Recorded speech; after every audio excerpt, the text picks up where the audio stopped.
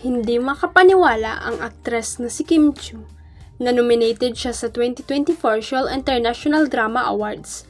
Sa post kasi ng Star Magic sa X or dating Twitter, ay shinare nito ang magandang balita na nominado nga ang kapamilya aktres sa nasabing sikat na award show sa South Korea.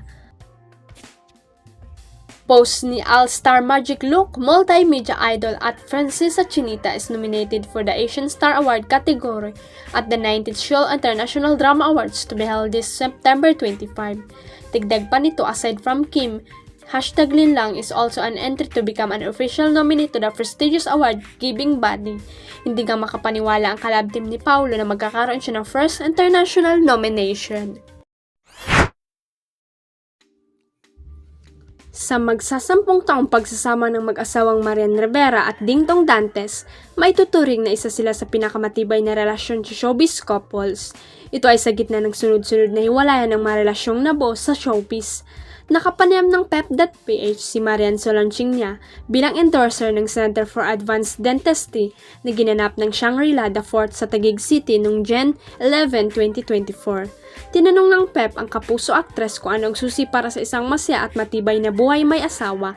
Ang hirap magbigay ng advice dahil wala ako sa posisyon.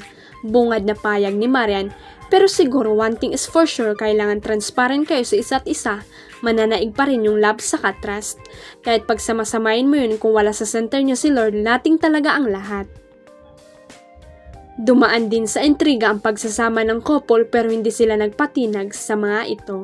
Noong May 9, pinabulaanan ni Dingdong ang isyong mayroon siyang love child sa aktres na si Lindsay De Vera. Sa panayam kay Dingdong sa Fast to Quit Boy Abunda, nagpaliwanag ang aktor na ayaw na niya sanang patulan ang issue. Noong una ay tinatawanan lang daw nila iyon ni Marian pero nagdesisyon siyang linawin ito sa ngalan ng kanyang pamilya at para matigil ang bulong-bulungan ukol dito.